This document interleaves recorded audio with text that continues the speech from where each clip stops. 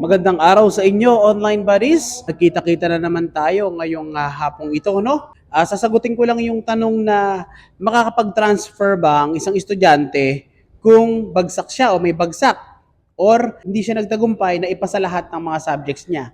Ito na ang sagot natin.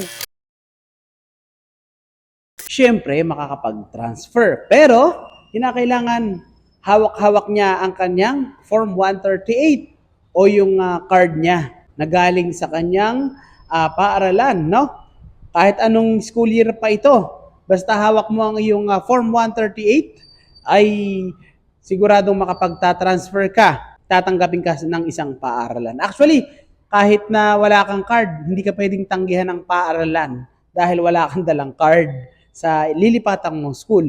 Pero pinakamainam talaga ay daladala mo o hawak-hawak mo yung Form 138 mo. And everything will follow. Kagaya ng mga Form 137 na sabi nga natin last time ay school to school ang usapan.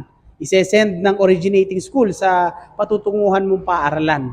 So, para sa ating mga magulang, sa ating mga estudyante, wag na po kayong mangamba kasi ay makakapag-transfer ang inyong anak kahit puro bagsak o may bagsak.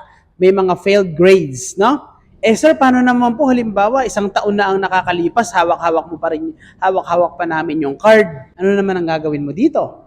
So, basta hawak mo, sabi ko nga, basta hawak mo yung card, ibig sabihin, wala ka pang pinagtatransferan kahit isang paaralan. Kasi hawak mo pa yung Form 138 naghihintay lang sa iyo yung mga school.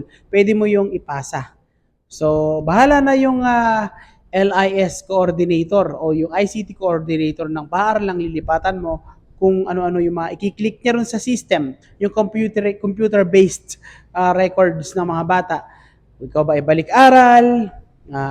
Makikita naman dun sa records kung ilang taong ka naghinto.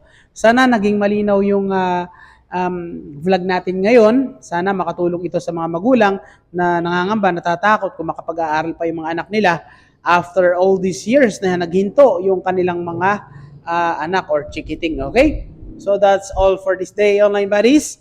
I miss you so much. Always remember that every human is a student in this giant classroom called life.